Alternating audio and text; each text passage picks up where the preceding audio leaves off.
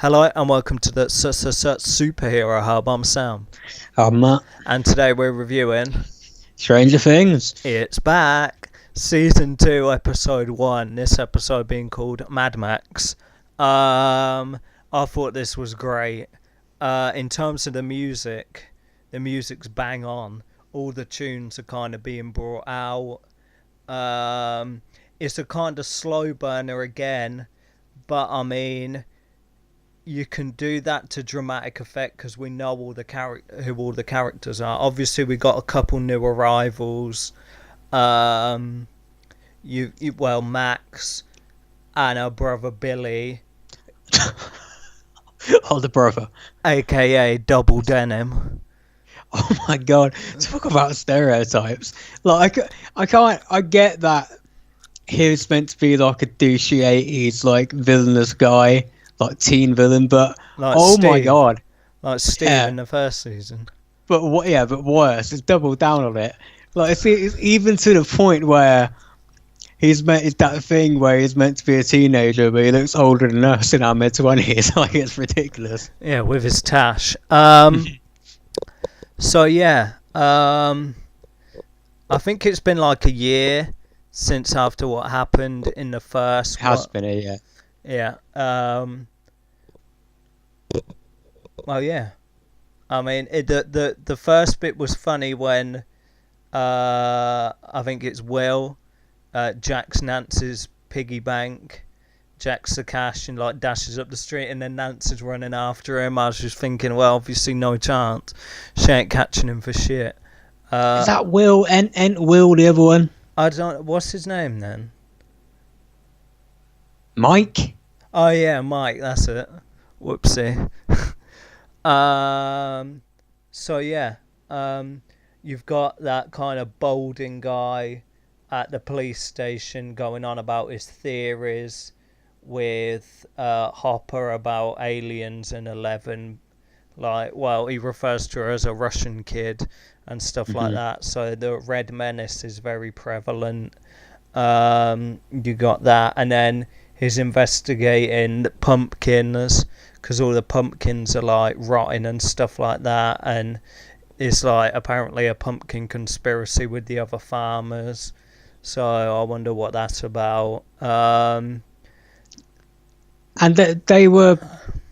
Mike was nicking the money, and they were obviously all going somewhere. And it turns out it's the arcade. Shows you how passe arcades are. I didn't even consider it. I think arcades went out even before our time. Like, they're a long time gone, but I suppose looking back, that's something that was kind of missing for the first season. I guess that is what all kids their age would have been doing at the time. Yeah. I like the kind of do you know the guy with the cheesy puffs? Mm-hmm. The real like tall guy just yamming on that. He was kind of funny. So yeah, they go there. I guess Dustin's score's been beat. His family's funny because I don't think we saw his. Well, I say family. His mum and his mum. Cat. That cat's jokes. I don't know what's it called. Something beginning with M. Like that cat's funny. And the mum as well. So yeah, they get to the arcade. His score's been beat by this mysterious MADMAX, and then Will gets a vision or episodes, as kind of the mum calls it, where he's like goes to the upside down, and that's kind of like he goes to the facility, like whatever the Department of Energy, and now I guess that's been like the corruption's been cleaned up in the sense of like the ranks. But it's still kind of sinister, and the kind of they've got the kind of breach or venom portal, as I call it, sealed up, and they're like, they're burning it. I don't know what the effect of that is. I mean, I guess they're going over there and doing stuff like scanning, but not much else. Max is that redhead girl who's kind of new in school, and they're sweating after her. And she like dashes that thing in the bin. She like they go and check in. It's like, stop watching me, creeps. That was kind of jokes. she was pulling off some mad skills with the skateboard. That was kind of cool. Will's mum is making out with Samwise Gamgee. Sure is. Is it Sam Astin or Austin? Astin, I'd say. Astin? Yeah. I guess partly, isn't it, because of the Goonies as well.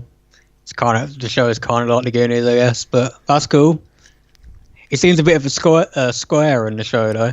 Yeah, I think that's kind of the point. The kind of like, with everything that's happened, it's like, let's just kind of bum about with that. So yeah, it kind of trundles along and stuff like that. It's good to watch. Then I do believe this episode they go to Barb's parents' house and they're like selling their house so they can pay for it, investigate to find out what happened with Barb. Oh yeah, the sister and doofy boyfriend. What was his name? Steve. Yeah, and he's kind of, I guess, he's flunking his stuff because I guess he's planning to get into somewhere like college, but he's kind of flunking a bit. So he's like, oh, I'll just work at my dad's house and then I can sweat with you while you do senior year and stuff like that. Impression of the same age, I guess. He's a year older. Yeah.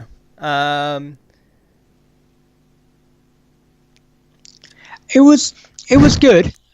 I enjoyed watching it, but like you say, it was definitely a slow burn. I think that what you can do with a show like this on Netflix, so it's only 9 episodes long. It's not like it's one of those, CW shows of 24 episodes. There's going to be a slog if they're going to do this kind of thing. It was more of a setup into the world, get us used to everyone being together, introduce Max, a new character into the dynamic, even to a lesser extent Will, because he disappeared for most of the last season. So it's just getting the whole gang back together. Yeah. And setting up what I guess Hopper was leaving things for another character. I think we'll get that's in the second episode, right? No. Is it not? What do you mean? Well, yeah, he was leaving stuff like Egos and stuff like that, and yeah, at the end of this episode, it turns out like Eleven's at his house. Right. So there was it was kind of, I guess, because he lost his child at some point. So I guess it's kind of. Oh yeah, I forgot about that. Yeah, so he's kind of taking up the role of looking after her and stuff like that. She's growing her hair back. I found the Barb thing interesting because I can't die, but why is there question marks? What do you mean? Did she die in the Upside Down then? Yeah. So they never found her body? Yeah. Okay. Yeah. So now parents are gonna go bankrupt, kind of sorting that out. So yeah. And Mike's obviously like, he kind of every day, I guess, he goes and sits in a little hidey hole and radios in to 11, but I guess she can't. Wow, that's sad, man. Yeah, it's very emotional with him. I liked it though. I like that a lot. Plenty more fish in the sea though, bro. Get out there. Yeah, but it's a little kid. I guess. And little kids are like that. So yeah, obviously she meant a lot to him, and she's still in his heart, so to speak. Let's talk numbers. Yeah, I'll give it an 8. I thought it was good. I thought it was really good. But like I said, you can't go into this episode expecting massive events. It's not what it's going to be. You got to set the groundwork, and for that, I thought it was great. I'll give it a 9. It's just a real good TV show. And that's all I have to say. Yeah, I'm interested to see where Max is going to... Max and Billy are going to kind of fit in. Also, at the start of the episode as well, I think what we glazed over is number 8. You got them robbing the bank, and then they drive away, and then there's a chick... Oh, right, yeah. Yeah, and she kind of uses her powers, which I guess is like psychic powers, and she makes the policeman like think the tunnel was collapsing, and she's got like an 8 tattooed on her. So yeah, I guess apart from 11, I guess there's 10 before her that have also got powers. Who's Billy? Double Denim. Oh, he's dead. Yeah. That douche is dying, I guarantee you. Yeah. So yeah, that kind of covers everything. I'm Sam. Strong finish on that. And we'll see you next time for more Stranger Things.